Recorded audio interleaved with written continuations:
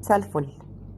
بصوا يا جماعة، عشان نقفل بس باب الكلام في قصة الاسمرار وكده، أنا شايفة من وجهة نظري إنه أي مكان في الجسم بيحصل فيه احتكاك زي بين الرجلين، تحت الصدر، الأندر أرم، لازم يبقى لونه أغمق من الطبيعي. تمام. ولو انتي سعيدة الحظ ولاكي انف ان انتي ما حصلكيش غمقان بسبب الاحتكاك، السبب اللي بعده على طول بيبقى الاستخدام الغلط للبرودكتس.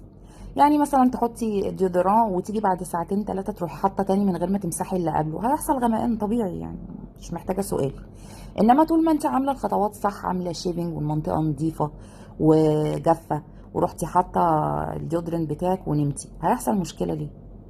بالنسبة للالتهاب، الالتهاب هيبقى ان انت مثلا بشرتك حساسة واستخدمتي نوع هارش عليه، او في مادة مثلا بتعملك تحسس زي الفيتامين سي. بس عشان كده انا اكدت على فكرة انه لو بشرتك حساسة تستخدمي نوع يكون لطيف معاه وانت مجرباه ومرتاحة عليه. اخر حاجة بقى يعني حابة بس اقولها لكم وجهة نظري فيها، وعايزين تبقوا معايا اوكي، مش عاوزين براحتكم طبعا. انه كل المناطق اللي بيحصل فيها احتكاك الغامقة دي، اي برودكت للوايتنينج هتجيبوه علشان يفتحها مش هتفتحها.